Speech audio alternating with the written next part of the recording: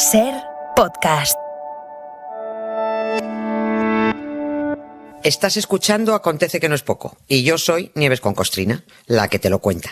Un podcast de historia para conocer, para entretenerse, para criticar, para cotillear y para lo que se tercie. Que disfrutes del episodio.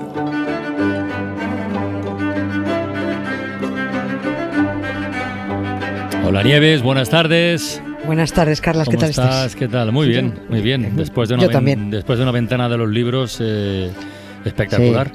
Sí, está muy entretenida. Y después de la enésima bronca en Radio Televisión Española. O sea, no. Sí, ya he oído. ¿De verdad? Sí. Está todo estupendo. Está todo el panorama, sí. Bueno, hoy nos toca un episodio de despliegue militar. Mejor no vamos al pasado, eso. Que nadie se inquiete. Nos toca un episodio de despliegue militar y de amistad entre países, digamos. Amistad interesada, si se quiere. Sí. Pero hay relaciones que son así. Y si estamos hablando de geopolítica, pues ya ni te cuento. Hoy en La Ventana, en este Acontece que no es poco, viajamos al origen de las bases americanas en España. Vale. Ahí en nada. Y voy a empezar con una frase que escribió en su editorial The New York Times, a raíz de lo que ocurrió hoy, y que ilustra muy bien eso que decía Groucho. Decía, estos son mis principios, ¿no te gusta? Pues tengo otros, ¿no? Decía esa frase del editorial: tenemos que ingerir una píldora amarga, el acuerdo militar con la España de Franco. Era mucho más largo, pero esta frase era clave. Ese acuerdo militar al que se refiere el periódico tenía el rimbombante nombre de Acuerdo de Mutua Defensa y Ayuda Económica entre Estados Unidos y España. Era de 1953. Lo de Mutua Defensa tiene guasa porque a ver con qué iba a defender España a Estados Unidos, con un tirachina, como mucho, ¿no? En realidad era un título para el postureo, porque esos acuerdos se conocieron como los Pactos de Madrid, o dicho así más campechanamente, el pacto de así os vamos a colar las bases americanas, ¿no? Y aunque nos parezca lo mismo a la gente de a pie decir acuerdo, tratado, pacto, convenio, pues es que resulta que no. Que en la alta política hay una diferencia importantísima, según el término, ¿no? Y lo digo porque el dictador Franco intentó que lo que se firmó aquel 26 de septiembre de 1953 fuera un tratado, no un acuerdo. Pero Estados Unidos dijo que de tratado tararí que te vi, que ni en broma. Que aquello no iba a pasar de ser un pacto ejecutivo entre gobiernos. Porque resulta que si aquello que firmaron se consideraba tratado internacional, tendría que haber ido al Senado de Estados Unidos para su aprobación. Y probablemente, casi seguro, no se hubiera aprobado un tratado con la España gobernada por un dictador colega de Hitler y de Mussolini. No, es que no podían ni querían correr ese riesgo. Esa era la píldora amarga a la que se refería el editorial del New York Times, ¿no? Tener que firmar un acuerdo con un colaborador de los nazis. Lo que pasa es que también era enemigo de los comunistas. Ah, amiga. Claro, y es que eso, justo en ese momento, en los años 50, le venía de perlas a Estados Unidos. Así que se pusieron una pinza en la nariz a cambio de instalar sus bases donde les saliera de su bolo moreno. Americanos con alegría, ole mi madre, ole mi suegra, yo ole mi tía.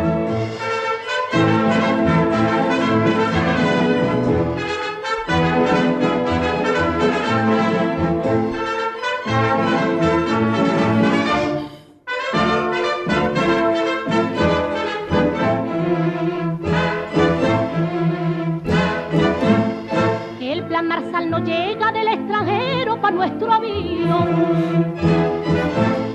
Y con tantos carnes de bacha, buen pelo, Villa del Río. Geniales estas coprillas de las divisas, de verdad. Sí, buenísimas. Lolita Sevilla creo que es la que canta. Buenísimas. Sí. Oye, aquí el acuerdo lo que supuso fue un balón de oxígeno para la dictadura franquista.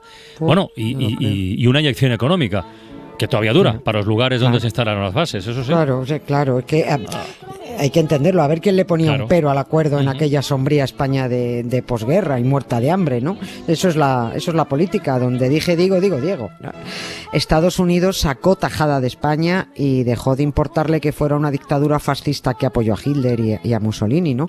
Por recordar así en qué lugar quedó España tras el final de la Segunda Guerra Mundial, así por encima, decir que Franco, que siempre creyó que su amigo Hitler tenía la guerra ganada, en cuanto vio que la perdió, ahí apretó el culillo y empezó a silbar el pío pío que yo no he sido. O sea, disimulaba ya todo lo que podía, hasta dejándose de poner el uniforme militar en muchos actos, ¿no? Ya prefería ir de paisano, ¿no? Huyendo de la estética fascista uniformada, o prohibió el saludo fascista, de esto hemos hablado, que él mismo había impuesto años antes, ¿no?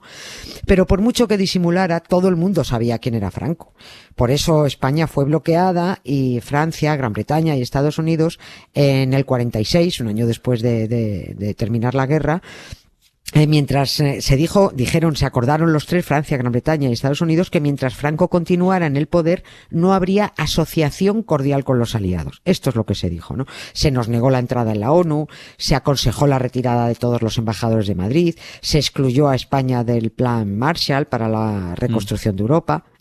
Pero amigo, como Franco era un canalla con una flor en el culo, pues resulta que a finales de los años 40 cambió el aire. Se vino encima la Guerra Fría y España está en un lugar estratégico para los intereses estadounidenses, ¿no? Eso le dio aire al dictador, consolidó la dictadura y claro, lo malo fue que alejó la democracia de este país durante los siguientes 25 años. Poco. Oye, y además de la leche en polvo y la mantequilla que acabaron entrando con el plan Marshall, además de eso, que no es poca cosa, de ese acuerdo con Estados Unidos, ¿qué ganaba España? España con eso pudo renovar material militar comprando baratito, comprando a Estados Unidos, por supuesto, pero comprando baratito.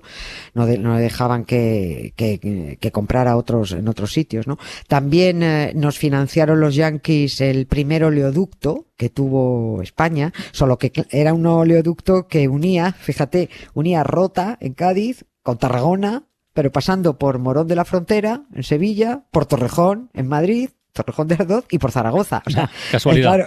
Claro. Sí. Era un oleoducto que pasaba por las 4 bases americanas para que a ellos no les faltara combustible, ¿no? Franco se creyó, además, de pe a pa eso del acuerdo de mutua defensa que ponía en el título de lo firmado, pero vamos a ver, aquello era una broma. Los yanquis consideraban que ya bastante favor le hacían a este tipo poniendo unas bases y dejando que nos visitara la sexta flota de vez en cuando, ¿no? Que es que eso era mucho dinerito contante y sonante. Cuando llegaba a Barcelona la sexta flota, antes de firmarse este acuerdo, vamos, que dejaban 1 millón de pesetas cada vez que bajaban. Que claro, 1 millón de pesetas a finales de los 40, principios de los 50, eso era una locura. Una pasta, Claro, eso era tremendo, ¿no? El dictador se creyó amigo de los yanquis y se hizo ilusiones, en concreto con 2 asuntos a raíz de la firma, pero solo escuchó desde Washington 2 pedorretas muy sonoras.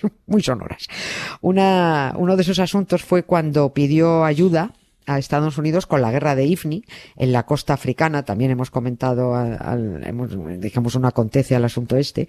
Ifni está enfrente de Canarias, ¿no?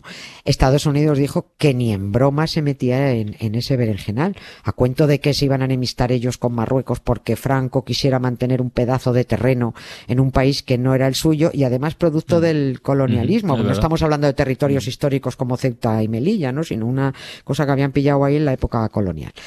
Y además advirtieron a Franco: mucho ojito con utilizar en vuestra guerra con Marruecos armamento del que os hemos vendido o los aviones que os hemos encajado, y ni se os ocurra. Tus conflictos son tuyos, le dijeron. Y podían haber añadido, que no sé si lo hicieron, y además, ¿qué haces guerreando con Marruecos y paseándote por ahí escoltado por la Guardia Mora a caballo? You ain't nothing but a hound dog, you're crying all the time. You ain't nothing but a hound dog, crying all the time.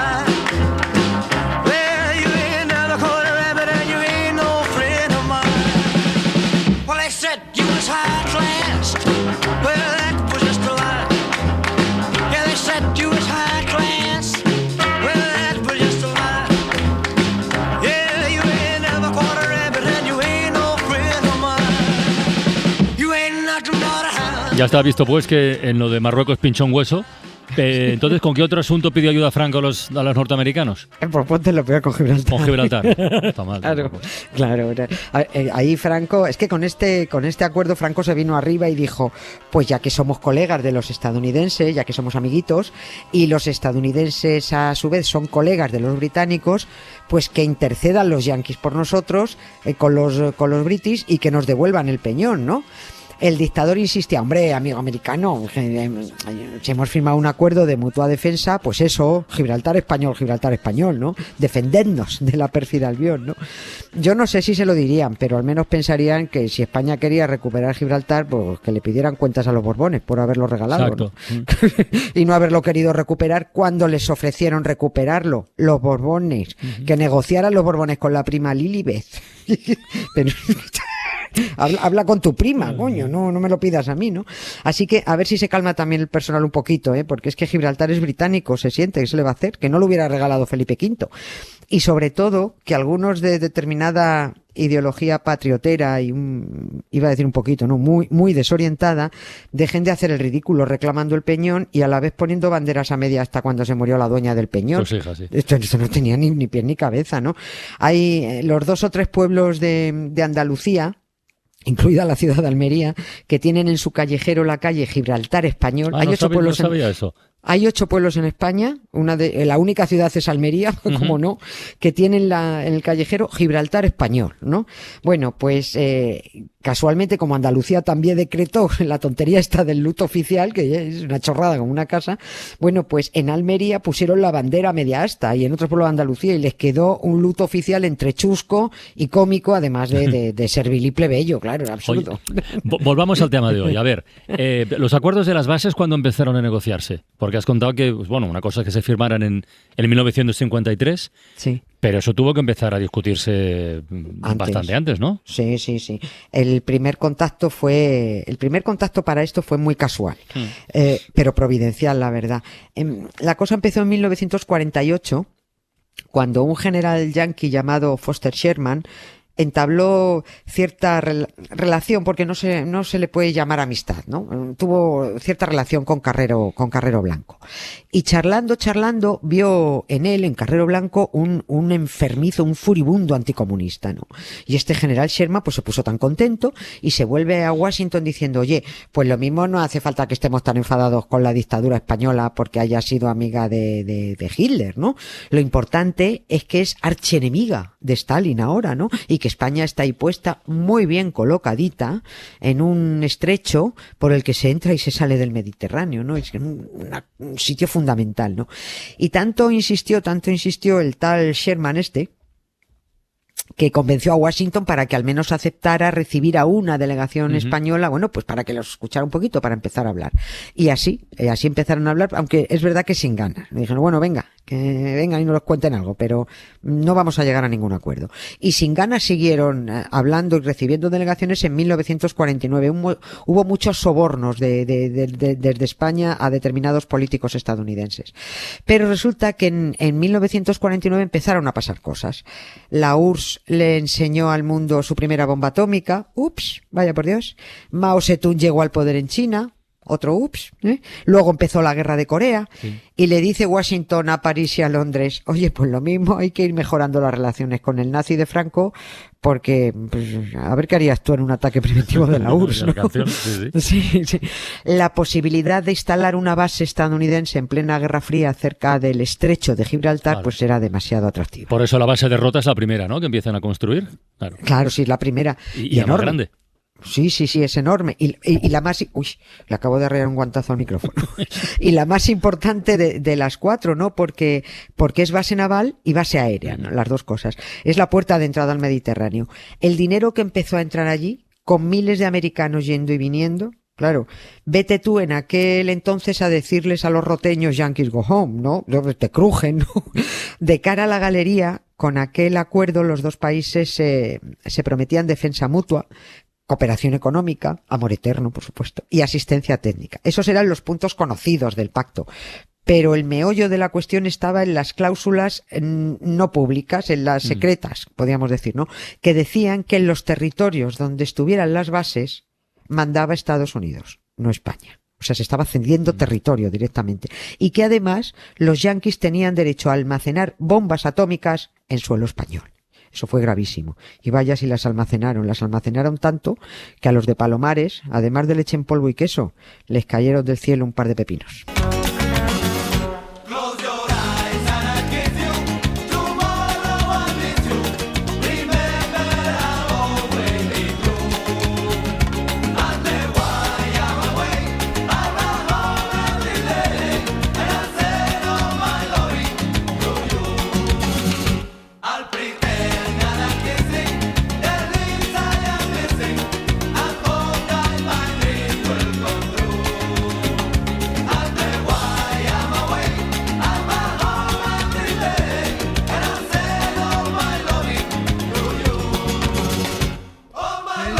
Nieves, hasta mañana. No cantes ya. Bueno, canta ahora. Ya te vas. Venga, mañana más. Un beso. Para no perderte ningún episodio, síguenos en la aplicación o la web de la SER, Podium Podcast o tu plataforma de audio favorita.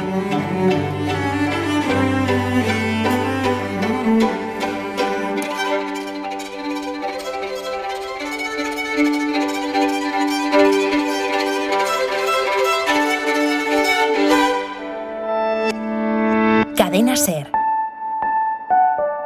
La radio.